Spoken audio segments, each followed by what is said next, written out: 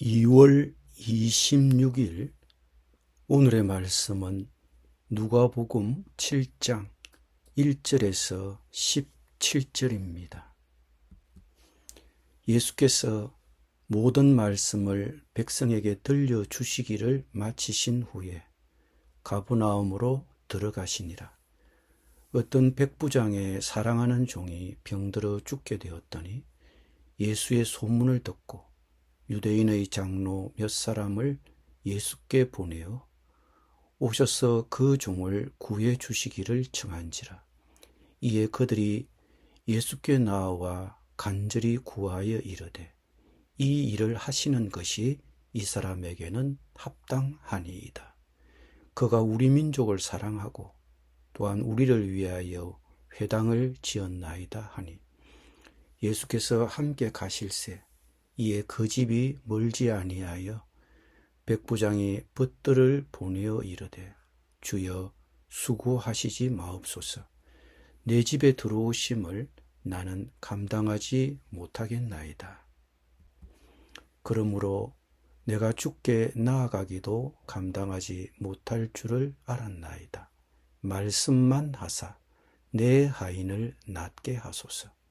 나도 남의 수하에 든 사람이요 내 아래에도 병사가 있으니 이들어 가라 하면 가고 저들어 오라 하면 오고 내 종들어 이것을 하라 하면 하나이다.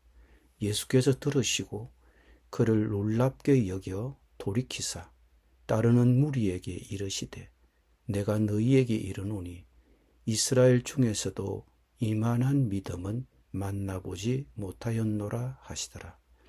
보내었던 사람들이 집으로 돌아가 보매 종이 이미 나아 있었더라.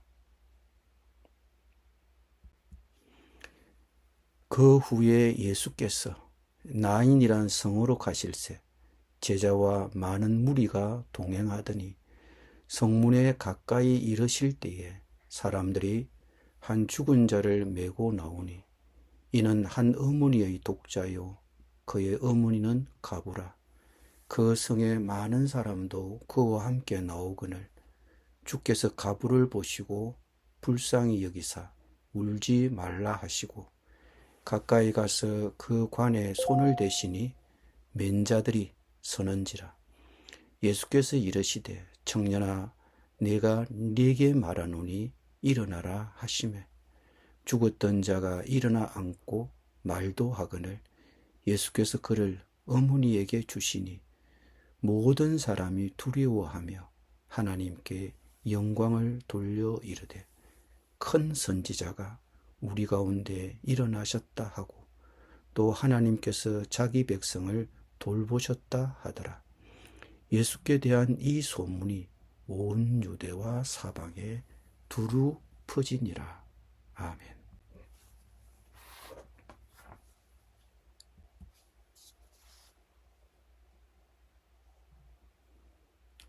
오늘 첫 번째 이야기는 로마군 장교가 자기가 데리고 있던 종이 죽을 병이 들었는데 예수님께 부탁한 결과 고침을 받았다는 이야기입니다.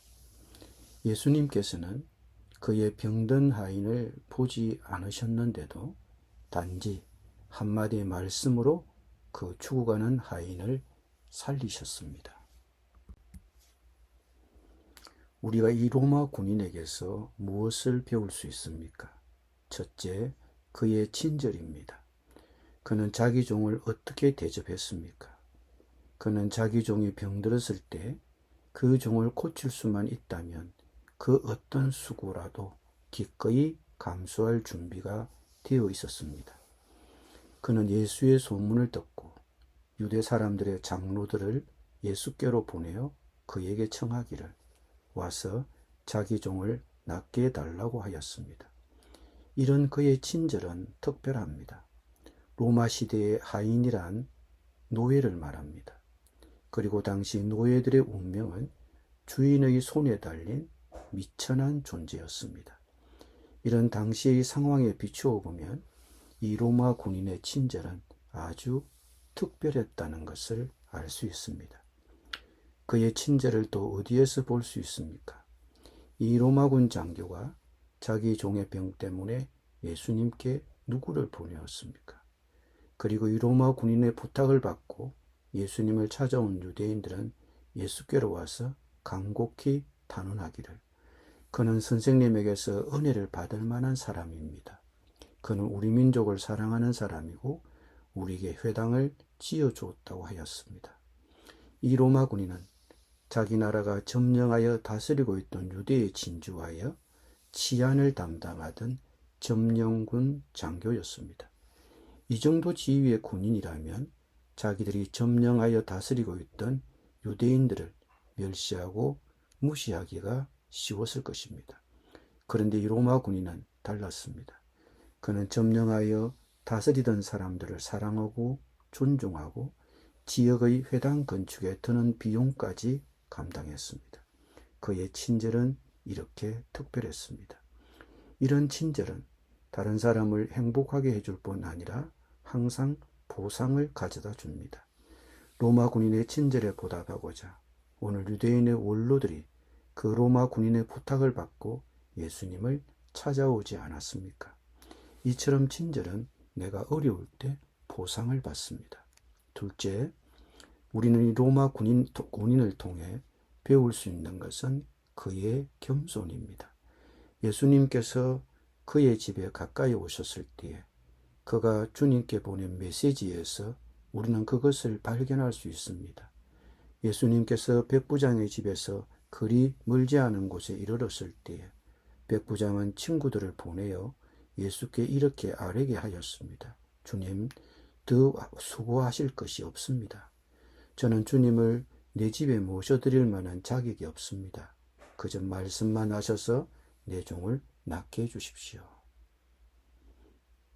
이 로마 군인의 장교의 인품은 달랐습니다. 주님, 더 수고하실 것이 없습니다. 그저 말씀만 해주시면 그러면 내 종이 낫겠습니다. 그는 이처럼 겸손한 사람입니다. 과시하지도 않고 함부로 명령하지도 않고 이런 겸손은 친절보다도 더 어려운 성품입니다. 셋째로 우리가 이 로마 군인으로부터 배울 수 있는 것은 그의 믿음입니다. 그는 예수님이 친히 자기 집까지 오실 필요가 없다고 생각했습니다. 그저 말씀만 해주시면 자기 하인이 나으리라고 믿었습니다. 그러면서 그는 다음과 같은 말을 덧붙였습니다. 나도 상관을 모시는 사람이고 내 밑에도 병사들이 있어서 내가 이 사람들을 가라 하면 가고 저 사람들을 오라 하면 옵니다. 또 내 종들을 이것을 하라고 하면 합니다. 그는 군인이었습니다. 군인은 명령에 죽고 삽니다. 이 로마 군인은 예수님과 자기의 관계를 그렇게 생각했습니다. 예수님은 자기의 상관으로 자기는 예수님의 명령에 따라 죽고 사는 병사로 생각했습니다. 그는 예수님의 말씀의 권위를 인정했습니다. 이것이 로마 군인으로부터 배울 수 있는 믿음입니다. 예수님은 그의 단순한 믿음에 놀랐습니다. 예수님께서는 이 로마 군인의 말을 들으시고 그를 놀랍게 여기시어 돌아서서 자기를 따라오는 무리에게 말씀하셨습니다. 내가 너희에게 말한다. 나는 이스라엘 사람 가운데서는 아직 이런 믿음을 본 일이 없다. 이 로마 군인의 놀랍고 단순하고 순전한 믿음에 예수님조차도 할 말을 잃으셨습니다.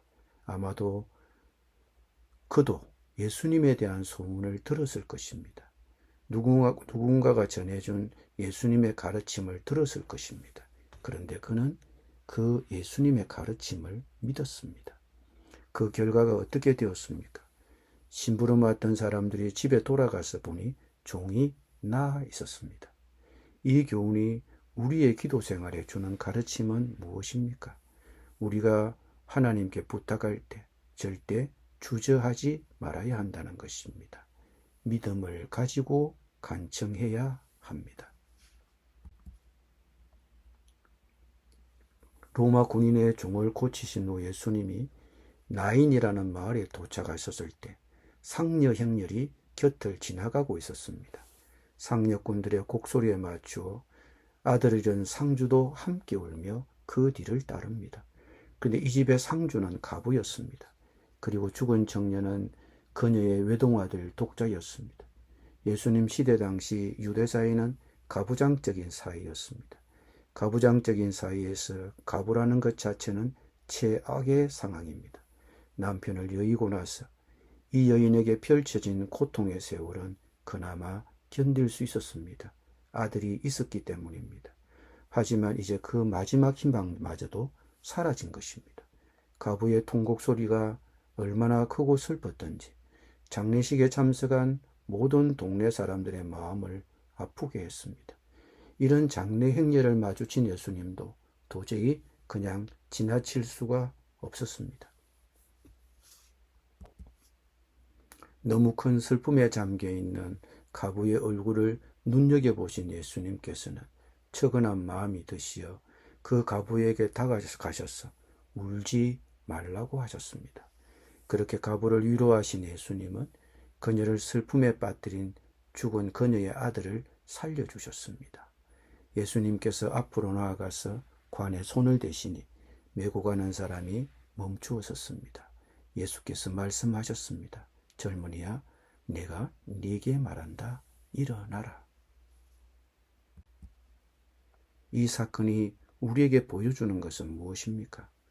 요한은 요한복음 20장 30절 31절에서 이렇게 기록했습니다. 예수께서는 제자들 앞에서 이 책에 기록하지 않은 다른 표징도 많이 행하셨다. 그런데 여기에 이것이나마 기록한 목적은 여러분으로 하여금 예수가 그리스도시요 하나님의 아들이심을 믿게 하고 또 그렇게 믿어서 그의 이름으로 생명을 얻게 하려는 것이다 라고 하셨습니다. 여기서 말하는 표징이란 예수의 신성을 보여주기 위한 상징으로서의 기적을 말합니다. 예수님이 죽은 청년을 살리셨다는 것은 하나의 표적이요 사인입니다. 예수님의 신성을 보여주기 위한 표적입니다. 하나님의 아들이심을 보여주시기 위한 표적입니다. 예수님은 죽은 자를 살리시는 능력이 있다고 해서 죽은 사람 모두를 살리지는 않으셨습니다. 가부의 아들을 살리신 것은 표적입니다. 예수님이 하나님의 아들이시라는 것을 보여주신 사건입니다. 죽음은 누구도 피해갈 수 없습니다. 죽음은 우리에게도 언젠가는 닥칩니다. 그런데 문제는 그 죽음이 끝이 아니라는 데 있습니다. 죽음이 모든 것의 끝이 아닙니다. 예수님이 이 땅에 오신 것은 인간의 죽음 문제를 해결하려 오신 것입니다. 예수님이 이 땅에 죽기 위해 오셨습니다. 그 죽음으로 인간을 구원하기 위해 오셨습니다. 인간이 만나는 죽음은 죄의 결과입니다. 예수님은 그 죽음을 이기시고 다시 살아나셨습니다. 그러므로 기독교는 부활의 종교입니다. 예수님의 말씀을 듣고 예수님을 보내신 분, 하나님을 믿는 사람은 영원한 생명을 가지고 있고 심판을 받지 않습니다. 죽은 청년을 살리신 예수님은 마지막 날에 모든 인류를 살리실 것입니다. 무덤 속에 있는 자까지 다 그분의 음성을 들을 때가 올 것입니다. 모든 사람이 다 육체로 부활하여 예수님 앞에서 심판을 받게 될 것입니다. 오늘 두 사건에서 우리는 중요한 차이점을 발견할 수 있습니다. 그것은 바로 믿음입니다. 로마군 장교의 종은 주인의 믿음 덕분에 병이 나았지만 가부의 아들이 살아난 사건은 그런 믿음이 보이지 않습니다. 가부가 부탁한 것도 아니고 마을 사람들이 부탁한 것도 아니었습니다. 예수님이 그 여인을 그냥 불쌍히 여기는 마음에서 죽은 청년을 살려주신 것입니다. 예수님은 우리에게 단순한 믿음을 요구하시지만 그렇다고 늘 그런 믿음에 구애받지는 않으십니다. 예수님은 로마군 장교의 종을 살려주신 사건과 달리 예수님은 이 가부를 불쌍히 여기는 마음으로 청년을 살려주신 것입니다. 그것이 하나님의 주권입니다. 우리의 믿음을 기뻐하시지만 그 믿음이 없어도 은총을 베푸시는 분입니다. 예수님은 우리의 문제를 외면하지 않습니다. 우리 인생의 문제 중에 해결하시지 못할 일이 그분께는 없습니다. 인간의 죽음의 문제를 해결하려 오신 분이십니다. 자신이 죽으심으로 인간을 죄로부터 구원하신 분입니다. 예수님은 치료하실 수 있는 분입니다. 그분의 인자와 긍휼히 여기심을 바라고 우리의 문제를 예수님께 가지고 가시기 바랍니다. 겨자씨만한 믿음이어도 괜찮습니다. 그분을 의지하는 마음으로 나의 문제를 예수님께 맡기시기를 바랍니다. 기도드립니다. 우리를 불쌍히 여기시는 주님, 주님을 의지하는 마음으로 나의 문제를 예수님께 맡깁니다. 나의 문제를 해결해 주시옵소서. 예수님의 이름으로 기도드립니다. 아멘.